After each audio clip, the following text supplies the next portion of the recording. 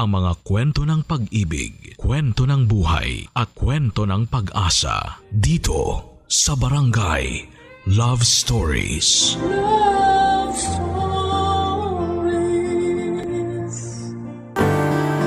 Lahat tayo'y nakakaramdam ng takot.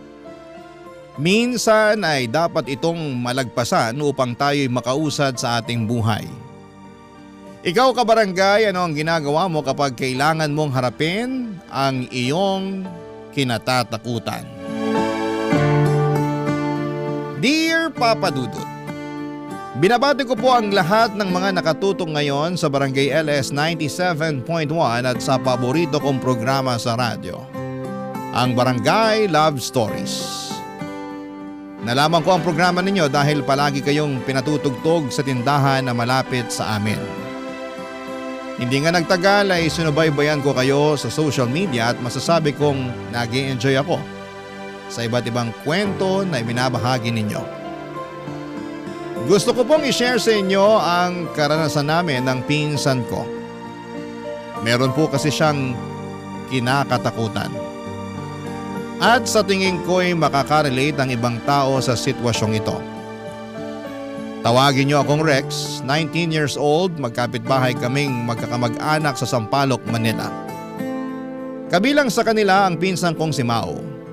Bata pa lamang ay magkasama na kami kaya lumaki kaming close. Matagal ko na rin alam ang matinding takot niya sa buhay. Huwag niyo pong pagtawanan kapag sinabi ko sa inyo kung ano ito. Papa Dudut, kasi lahat naman tayo ay nakakaramdam ng takot. Takot po siya sa pusa. Hindi sa mga wild na pusa kundi sa mga pangkaraniwang pusa na makikita kung saan saan. Hindi naman sila nakakatakot para sa karamihan sa atin pero hindi ganito ang pananaw ni Mao. Tuwing may nakakasalubong siyang pusa ay ninenervyo siya at gusto nang tumakbo papalayo. Nakita ko ang reaksyon niya minsan noong magkasama kaming lumabas, Papa Dudut.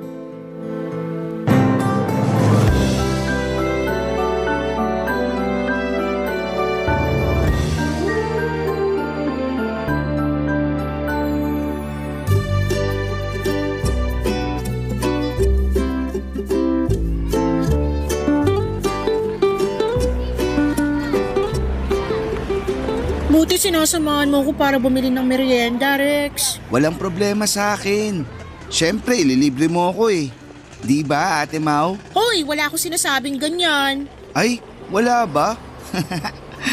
Teka, ba't nga ba uli ako sumasama sa'yo?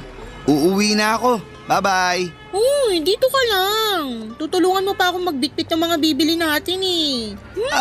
Aray. Huwag mo na akong kurutin sa tenga ko. Paalis ka na kasi. Alam mo namang nagbibiro lang ako.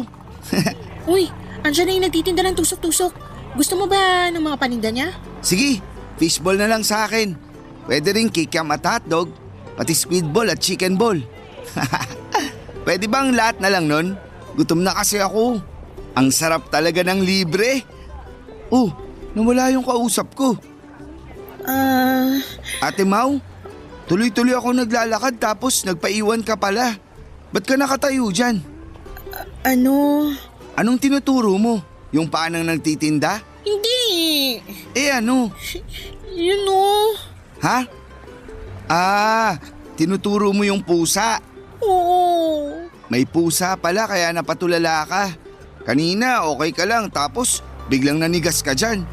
Nasa gilid naman siya. Di tatapat sa'yo. Lumapit ka na. Ayoko. Di ka makalapit dahil sa pusang to? Alam mo naman kung bakit eh. Oo, alam ko. Takot ka sa pusa. Pero tingnan mo naman, nakaiga siya. Ang himbing pa nga ng tulog niya oh. Baka magising. Kahit gumising yan, di ka aanin yan. Baka mangalmot. Di tayo kakalmutin yan. Wala naman tayong gagawin sa kanya para saktan niya tayo. O hindi mo alam yan. Baka magalit sa atin, matatalas yung mga ngipin niya. Delikado pag nangagat yan. Nandito ako. Kung sakaling may gawin siya, haharangan ko para sa'yo. Tara na, samahan kita. Hawak ka sa akin. Hindi, ayoko. Lah, ang lamig ng kamay mo. Natatakot ako. Sa lamig mo, pag umawa ka ng basong inumin, magiging yelo yung laman nito. Rex naman, nagbibiro ka pa sa lagay na to. Ikaw na lang bumili, sige na. Dito na lang ako sa malayo-layo, hintayin na lang kita. Seryoso? Oo. Di naman nakakatakot yung pusa. Pangkaraniwan lang naman yan. Sige na, lapit ka. Para makapili ka ng pagkain gusto mo. Basta ayoko. Ikaw na lang yung tumuloy. Hetong pera oh. Bili mo na yung gusto mo, lilibre na kita. Joke lang yung nagpapalibre ako. Sure kang ako na lang yung bibili at magpapaiwan ka dito? Oo, bili ka na. Kahit na ano na lang sa akin. Dali, bago pa magising yung pusa. Tapos alis na tayo agad. Palabiro man akong tao pagdating sa kalagayan ng pinsan ko ay may pakialam ako. Concerned ako kay Mau at sa nararamdaman niyang takot sa pusa, Papa Dudut. Ito kasi ang tipo ng takot na nakakaapekto na sa buhay niya. Ginagawa niyang lahat para iwasan ang kanyang takot kahit na nakakaabala ito sa kanya. Marami siyang iniiwasang daan o lugar kapag may pusa dito samantalang pangkaraniwan ng mga pusa sa lugar namin.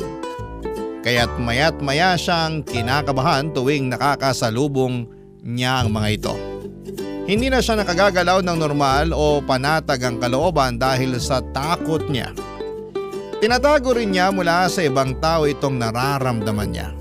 Kaya kapag may napupuntahan siya na may pusa ay nagpapalusot siya para hindi tumuloy dito. Nahihiya siyang aminin ang takot niya at baka hindi siya maintindihan ng iba. Nakita kong nahihirapan siya sa kalagayan niya, Papa Dudut.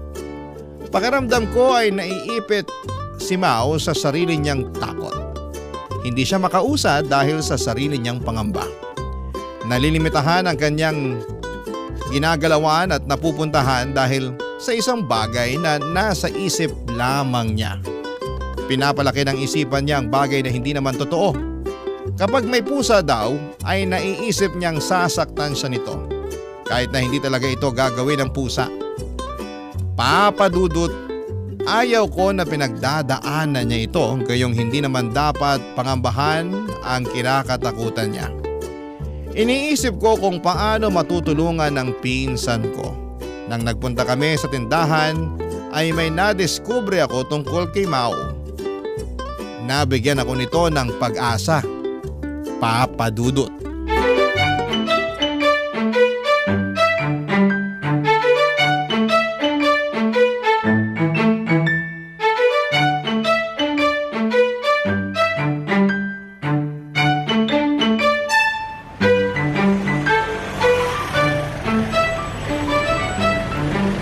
Buti sinasamahan mo ako para bumili ng merienda.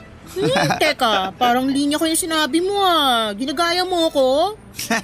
Loko ka talaga, Rex. Ay, ikaw nga palang nag-aya sa akin. Ako kasi yung dakilang taga-bitbit mo ng mga bilihin. Nandito po ako upang maglingkod sa iyo, Ate Mau. Bow! Baliw talaga tong pinsan ko. O siya, nasa tindahan na tayo. Anong gusto mo? Soft drinks na lang. Pipili lang ako kung anong meron. Hoy, tingnan mo yung dinadaanan mo. Ha? Ay, gagi! Muntik ko nang masipa. Ang liit pa kasi ng kuting kaya mahirap siyang makita. Buti nasabihan mo ako agad. Naiwasan ko siya. Oo, kawawa kasi yung kuting kung matamaan mo. Ang laking damulag mo kaya. Malaking damulag nga ako, pero di naman ako takot sa pusa. Di tulad ng iba dyan. Mapipi ko na yan. We, kala mo lang. Di ako takot dyan. Di daw. Ang liit-liit niyan. Mas malaki pa yung daga na nakita natin sa palengke kumpara dyan, oh. Sa bagay, mas maliit pa nga yung kuting kesa sa kamay ko eh. Kaya nagkakamali ka sa inaakala mo. Hindi ako natatakot sa isang maliit na kuting. Oh, sige nga, ipakita mo. Sige ba? Kaya mong hawakan? Oo, lalapit na ako. Kahit sa katawan lang niya. Ayan, hinihimas ko yung likod niya. Kaya mo rin bang hawakan yung batok niya? Paano yun? Ganito oh, kukurtin mo yung batok para mabuhat mo siya. Tulad nung ginagawa sa kanila ng nanay na pusa pag kinakarga sila. Parang may binibit-bit ka lang. Pinaninindigan mo talaga yung titulo mong taga-bit-bit. We, oh, ikaw naman. Subukan mo hawakan sa batok. Bit-bit ko na. Ang cute naman ito pag sa batok dinadala. Tingnan mo oh, ang kalma lang niya, nakatulala na lang sa ere. Ay, mukha siyang nahihypnotize. Natutuwa ka sa kanya? Oo, naaaliw ako. Ay, bibitiwan ko na siya. Uy, inaamoy naman niya yung paa mo. Nakikiliti ako. Mukhang gusto ka niya. Kusa siyang lumalapit sa'yo. Oo nga. Di ka naman pala takot sa lahat ng pusa. Pag ganito kaliit, hindi. Ang cute-cute pati niya. Matanong lang kita, anong pakiramdam mo na natatakot ka sa mga pusa? Yung pakiramdam ko, syempre nahihirapan ako. Di kaya madali yung kinakabahan ako tapos di ko alam kung anong gagawin pag may pusa sa harap ko. Yung feeling ko kailangan ko tumakas at gusto ko lang na tumakbo papalayo. Tuwing may pusa sa daan palagi mo na lang tong iniiwasan. Naaalala mo nung galing tayo sa palengke? May pusa tayo nakasalubong tapos para umiwas, umikot pa tayo sa kabilang kalsada. Ang layo kaya nun. Saka mamadali mong makalayo agad, nakalimutan mo mabigat yung dala kong pinamili natin. Sorry na. Ang dami pa naman pusa sa mga kalsada palagi. Di ang dami mo ring iniiwasang daan. Kaya nga ayoko na ngang maramdaman tong takot. Kung may paraan lang para maging komportable ako sa mga pusa, ba't hindi? Sana malagpasan ko na tong takot ko. Para di na mahirapan yung dakilang tagabitbit ko na mapapalayo pa ng lakad dahil sa akin. Sa susunod na sobrang layo pa ng dadaanan natin, ikaw talaga yung pagbubuhatin ko ng mga pinamili para maranasan mo. Papadudot nalaman ko na hindi pala takot si Mao sa mga kuting. Hindi pala niya iniiwasan ang lahat ng klase ng pusa. Naramdaman ko na isang pagkakataon ito para kay Mao. Lumakas din ang loob kong matutulungan ko siya dahil sa kagustuhan niya mismo na malagpasan ang takot niya. Mahalaga na gusto niyang harapin ang sarili niyang hadlang. Dahil sa nalaman ko nagkaroon ako ng ideya. Naisip ko na pwede niyang makasama ang kuting. Kapag naging komportable na siya dito ay kakayanin niya hanggang sa paglaki nito. Babantayan ko silang dalawa at sisiguraduhing magsasama sila ng pangmatagalan. Sa pagsama nila ay masasanay siya sa presensya nito. Sa palagay ko noon ay mananatili ang pagiging kampante niya kahit malaki na ang pusa. Naramdaman kong pwedeng magwagi ang plano kong ito, papadudot. Nagpasya ako na ito ang magiging tulong ko kay Mao sa kanyang sitwasyon. Barangay Love Stories. Barangay Love Stories. Papadudot isang araw habang wala sa bahay si Mao, ay ipinulot ko ang nakita namin na kuting na nasa tindahan. Pagdating ko sa labas ng bahay ni na Mao, tinempo ko na walang tao sa paligid at pasimple ko itong iniwan dito. Habang hinihintay ko makauwi ang pinsan ko ay kinausap ko ang kuting. Sinabi ko sa kanya na magkakontsaba kami para matulungan si Ate Mao at huwag siyang magpahalata na ako ang nagplano ng lahat. Kalma akong tinignan ng kuting na parang naintindihan niya ako at sang-ayon siya sa akin. Nang matanaw ko mula sa malayo ang papalapit na si Ate Mao, nagmadali akong tumakbo papalayo para hindi niya ako mapansin. Nagtago ako at sumilip-silip para masubaybayan siya hanggang sa nakauwi na siya. Pagkalipas ng ilang minuto ay sumunod akong pumunta sa bahay nila. Nagpatay mali siya ako habang nilalapitan ko si Mao. Papadudot. Katulad nga ng inaasahan ko ay inabutan ko siyang nakatitig sa kuting at nagtataka.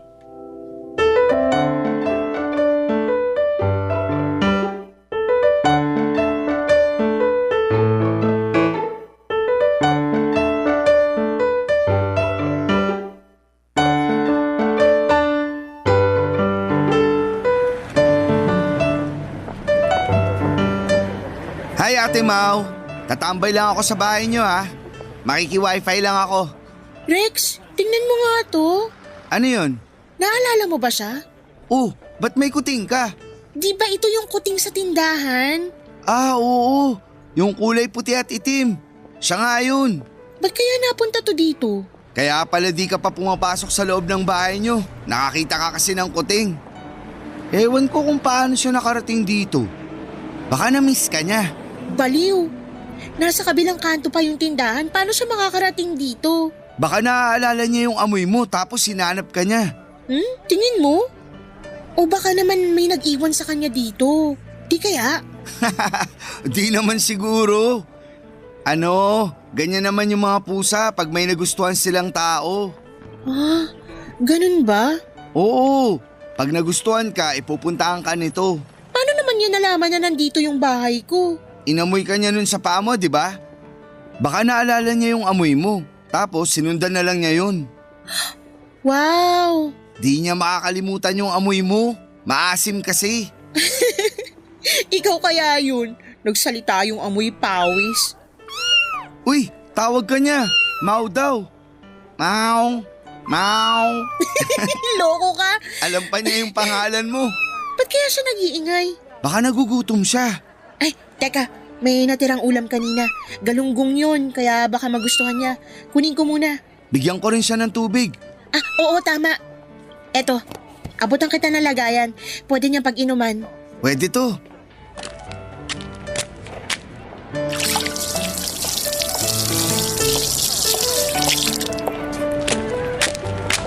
Ilalapag ko sa tabi mo yung tubig, kuting. Uminom ka lang. Heto ng pagkain mo. Kumakain siya oh. Gutom nga. Ay, nakakatuwa namang panoorin. Rex, paano na to? Anong paano? Dito na ba yung kuting sa bahay? Mukhang gusto niya dito eh. Paano naman siya aalagaan? Di bale, sasamahan kita. Huwag ka nang mag-alala dyan. Basta mapakain natin siya, malaking bagay na yun. Tatawagin ka na lang niya sa pangalan mo pag may kailangan siya. Mau, mau. Nagpanggap ako na hindi ko alam kung bakit nandoon ang kuting sa kanila, Papa Dudut. Mukhang di naman nahalata ng pinsan ko na ako pala ang may pakana nito. Noong simula ay palagi ko siyang sinasamahan para magabayan siya kung paano alagaan ang kuting. Sa katagalan ay mukhang natutunan niya ang mga pangangailangan ng kuting at kung paano ito bubuhayin. Masaya ako noong nakita kong kusa nang bumibili si Mao ng pagkain para sa pusa. Madaling nagpalagay ang loob ni Mao sa kuting. Bagay na kinatuwa ko. Binigyan na rin niya ito ng pangalan. Ang alam ko ay kapag pinangalanan ng isang alaga ay napapamahal na sa kanya. Kaya mukhang gusto niya itong hayop. Naisip kong maganda ang takbo ng plano ko dahil mukhang nag-e-enjoy din siya sa pag-aalaga. Para makasigurado ako ay regular akong dumadalaw noon sa kanila upang makibalita sa kanya at sa nararamdaman niya tungkol sa pusa niya, Papa Dudut.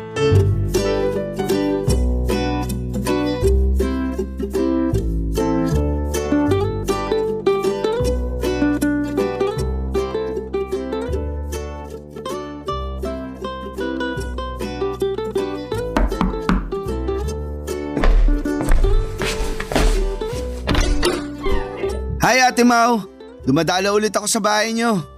Pwede ako maki-CR sa inyo? Sige, pasok ka. Aba, nasa loob na ng bahay yung kuting. Kusa na siyang pumapasok sa loob. Komportable ka ba na nasa bahay siya?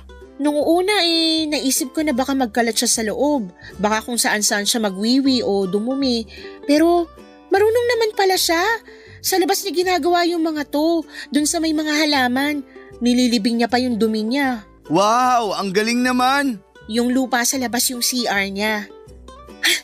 Doon ka na lang di kaya mag-CR. Gayahin mo si Muning. Weh, Muning na pala yung tawag mo sa kanya. Kumusta naman siya? Ay, ang takaw. Totoo palang mahilig sa isda yung mga pusa, no? Tsaka kahit pinakain ko na, manghihingi pa rin. Sinasabi niya siguro, Mau, Mau, baka naman mabigyan mo pa ako ng ulam yung... Di mo aakalain ang katakawan niya sa maliit niyang katawan. Palaging gutom. Tsaka tuwing kumakain ako, mangungulit siya. Tumatabi siya sa inuupuan ko tapos ngumingiyaw habang nakatingin sa akin. Parang gusto niya makiusyoso at malaman kung ano yung ulam ko. Anong ginagawa mo pag ganun siya? Pagkatapos kong kumain, binabahagian ko siya ng ulam ko. Hindi ko siya matiis Hanggat gusto niya pakakainin ko siya. Anong pakiramdam mo? Natutuwa akong panoorin na kumakain siya, lalo na't magana. Kala mo nanonood lang ng video ng may kumakain, pero sa pusa pala. Mukbang yarn? Ganun na nga. Ano naman yung pinapakain mo sa kanya? Kung anong ulam dito, di yun yung binibigay ko. Pero minsan, tingin ko kulang pa to sa kuting. Bumili ako nung nakaraan ng maraming isda sa palengke. Pag niluluto ko, binubukod ko na yun sa kanya. At saka ang arte niya, ayaw niya sa kanin masyado. Gusto yung isda lang o karne. Siya nga pala, dapat ko na siyang pakainin. Patingin nga kung may laman pa yung kainan niya. Ubus na! Pakakainin ko na siya. Muning! Muning! Ang bilis niyang tumakbo papalapit. Alam na niyang kakain na siya. Eto na pagkain mo. Manok na hinimay ko para sa'yo. Ang sarap daw. Baka gusto mo siyang samahan kumain. Sa lapag nga lang kayo. Baka magalit siya at kagatin niya ako. Sa kanya lang daw kasi yung manok. Matanong ko, nakagat ka na ba niya? Ay oo, kinagat niya ako sa kamay minsan. Nagulat nga ako nun. Pero alam mo, di naman niya binaon sa kamay ko yung mga ngipin niya. Nakikipaglaro lang siya pag ganyan. O kaya may ginawa kang ayaw niya. Inaano mo ba siya nun para kagatin ka? Kinikiliti ko. Baka kinagat niya ako para sabihin sa akin na tigilan ko na siya. Nangamoy laway tuloy yung kamay ko. Ay, naalala ko na nakalmot niya na rin pala ako. Oh? Mababaw lang naman yung kalmot niya tapos dumugo ng konti. Hinugasan ko na lang kaagad yung nasugatan niya para makaiwas sa infeksyon. Di ka ba kinabahan nun? Hindi naman. Ang liit naman kasi ng kalmot. Paanong maliit? Ganito ba? Kalmat! Oo, ganyan. Ano nang pakiramdam mo ngayon? Ayos naman. Nakagat at nakalmot ka na pala? Di ba takot na takot kang maranasan yun? Oo, pero wala namang nangyari sa akin pagkatapos nun. Di naman pala nakakakaba. Nakikiliti pa nga ako pag nangangagat siya Tsaka minsan lang naman niya ginagawa. Di talaga siya nananakit. Pag nagtiwala sa'yo ang hayop tulad ng pusa, di ka nila sadyang sasaktan. Alam mo, nabibilib na ako sa'yo. Ba't ang dami mong alam tungkol sa pusa, ha?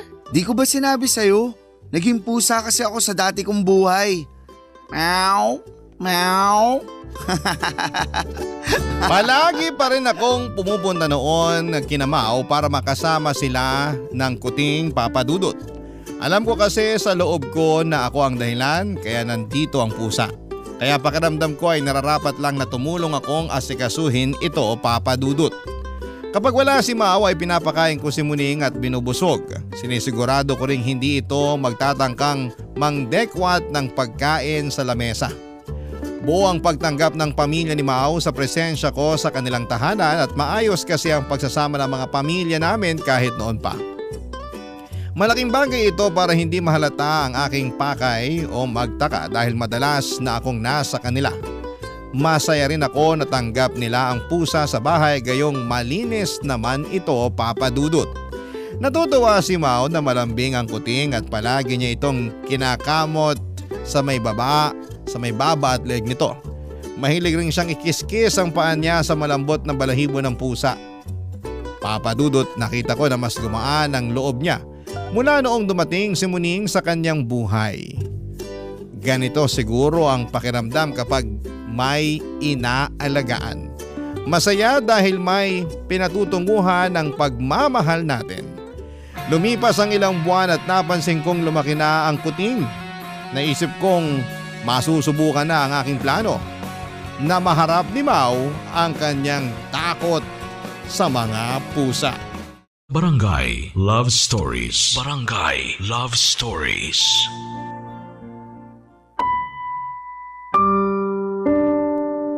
Papa Dudut, lumaki na noon ang pusa na inuwi ko. Ginawa kong sukatan ang kamay ko para makita kung gaano ito kalaki at lumagpas na ito sa haba ng aking kamay. Minamasdan ko noon si Mau at ang magiging reaksyon niya tuwing kasama niya itong si Muning. Dahil paunti-unti ang paglaki ng pusa, mabuti at mukhang hindi ito nahahalata ng pinsan ko. Ang alam niya ay eto pa rin ang kuting na natutunan niyang mahalin. Papadudot mula noong nakasama ko si Muning ay naintindihan ko ang isang dahilan kaya inaalagaan ng tao ang mga pusa. Maliban sa pakikisama nila sa atin o sa pagiging cute nila, ay may silbi din sila. Nanguhuli sila ng mga itinuturing natin na peste kagaya ng daga at minsan nga ay binubulabog kami sa bahay ng isang insekto na siyang pinandidirihan ng sangkatauhan. Pati pala ito ay hinahabol din ng pusa, Papadudot.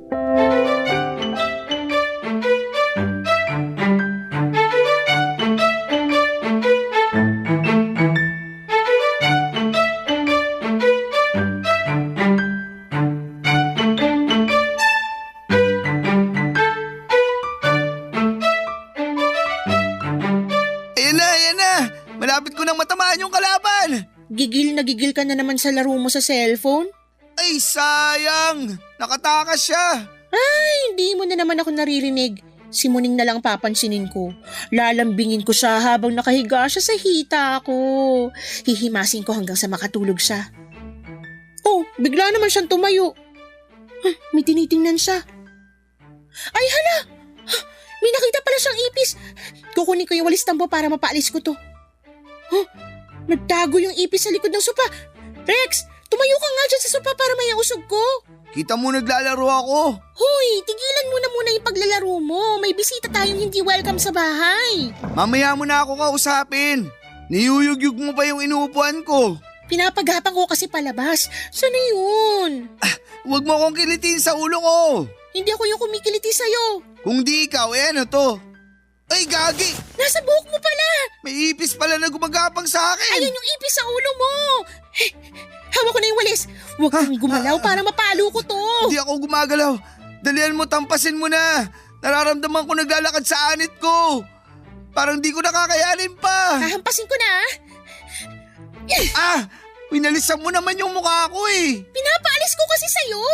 Langya ka. Pati ako ginawa mong ipis. Adiri, nagapangan pa ako. Kinikilabutan ako. Ba't di mo sinabi sa akin agad na may ipis pala? Nagsalita ako ng malakas na may ipis. Masyado ka lang babad sa nilalaro mo kaya hindi mo ako narinig. Napatigil ka tuloy bigla. Nawala na ako sa mood maglaro. Ay! Lumilipad din pala tong pesteng to. Ayoko na maglanding uli yan sa akin. Tatakpan ko na yung ulo ko. Lumayas kang ipis. Hetong sa'yo. Winawagayway mo naman na parang espada yung walis. Pinapalabas ko. Ayan, nilayo na tayo. Oh, naglanding naman sa may kusina. Nako, sana hindi magpunta sa lababo. Narinig ka ng ipis, kaya doon nga siya nagpunta. Naku po, pinag-interesan pa yung maruruming pinggan. Tapos niyan, dyan din tayo sa mga plato kakain, no? Ang sarap ng lasang ipis. Yuck! Mukhang gusto ng ipis yung tirang pagkain, kaya di siya gumagalaw. Tingnan mo, pinuntahan na ni Muning. Ang galing oh, nahuli niya. Ireregalo daw niya sa'yo. Ayoko tanggapin. Anong ginagawa ni Muning? Kinakain niya yung ipis. Mukhang nasasarapan pa siya. Kadiri, nakakapanghina. Anong masasabi mo kay Muning? Love ko pa rin siya kahit nakakasuka yung trip niya. Gutom pa raw siya. Baka raw may ipis ka pa dyan na mapapakain sa kanya. Puro ka talaga kalokohan kahit kailan.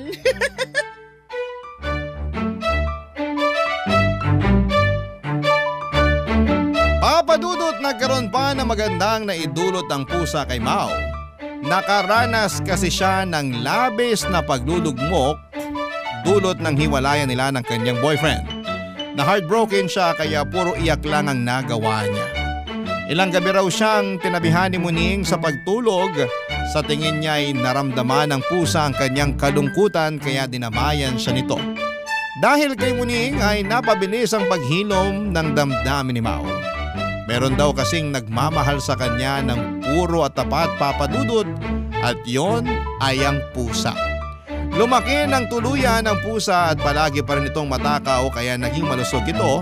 Sa puntong ito ay nasanay na si Mao sa paglaki ni Muning. Nagustuhan pa niya lalo dahil manaba-naba ito at masarap daw yakapin. Ganito na rin kalaki ang mga pangkaraniwang pusang nakikita sa kalsada. Dumating ang pagkakataon na muli kaming nakalabas ni Mau at dito ko nakita ang kanyang pagbabago, Papa Dudut.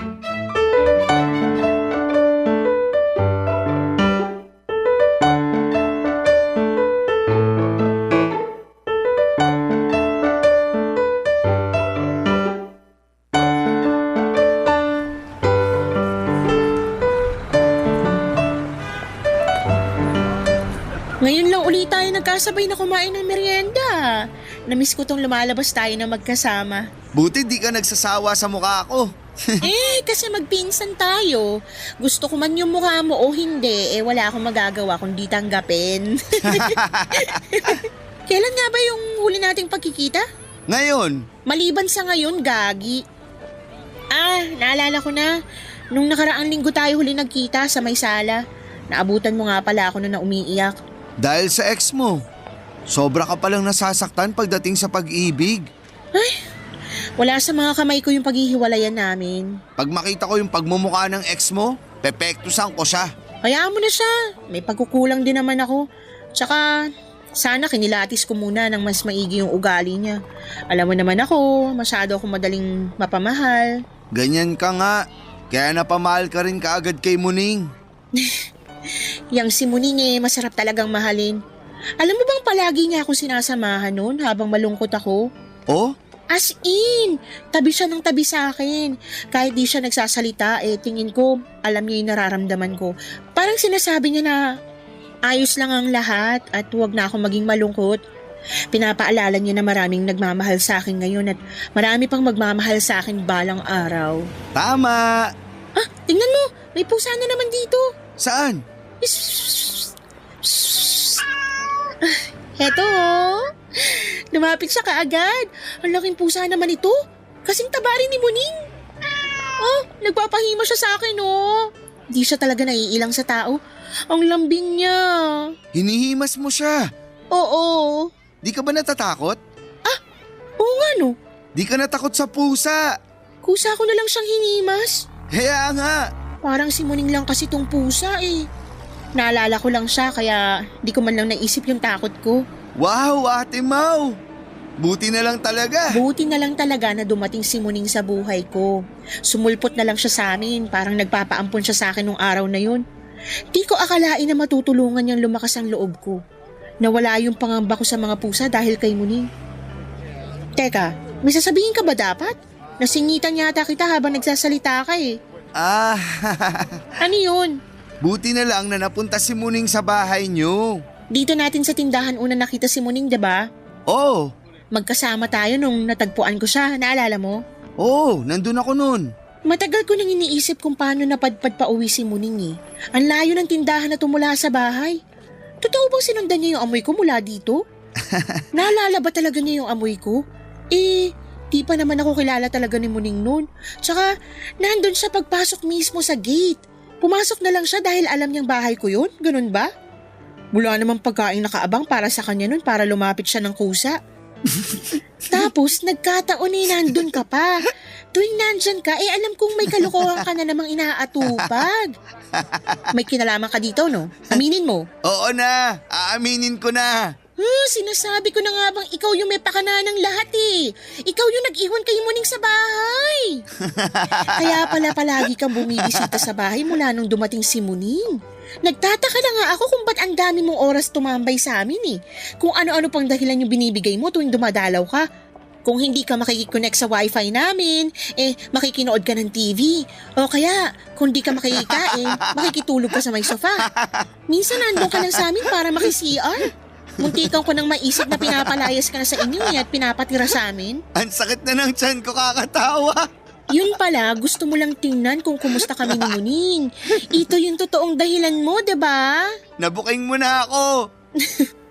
Kaya pala pagdating ni Muning sa bahay, yung itsura niya hindi niya rin maintindihan kung bakit siya nandun. Kinausap ko siya noon kaya alam niya. Magkasabwat kami. Ikaw lang yung nagpasya nito, no? Wala nang nagawa si Muning sa pagdamay mo sa kanya. Iniwan mo siya sa bahay para alagaan ko. Ba't mo ginawa yun? Gusto ko kasing masanay ka sa pusa. Masanay ako sa pusa? Inulit mo lang yung sinabi ko.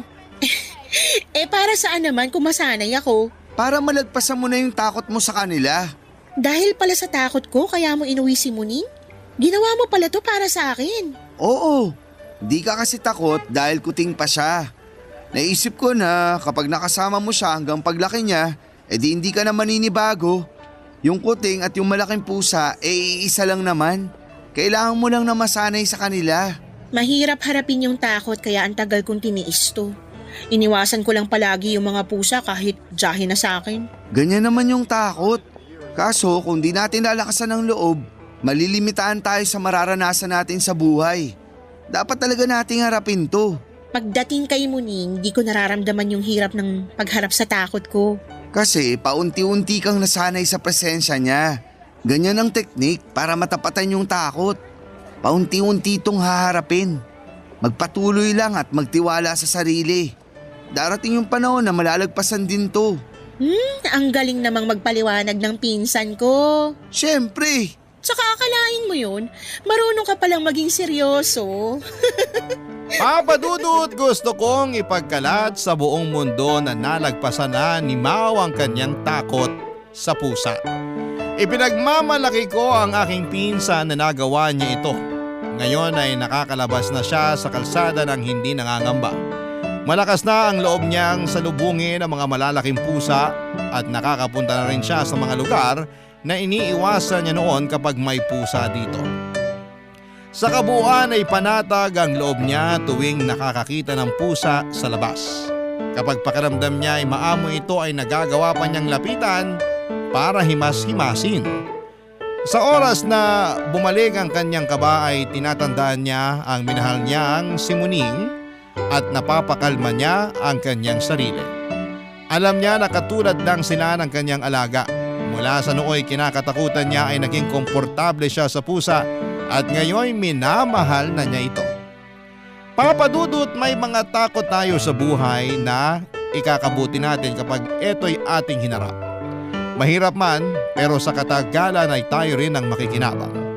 Isang paraan para malabanan ang takot ay harapin ito ng paunti-unti. Kapag malagpasan natin ito ay maaari tayong makadiskubre ng magandang bagay na higit pa sa inakala po natin. Maraming salamat po sa pagbabahagi ng kwento ko, Papa Dudut. Naway mabigyan ng lakas ng loob ang sinumang may hinaharap ngayon na takot o hadlang. Ang inyong forever kapuso at ka-barangay, Rex. Ikaw ba, kabarangay? Nakarelate ka ba sa story natin ngayon? Kwentuhan naman tayo dito sa comment section.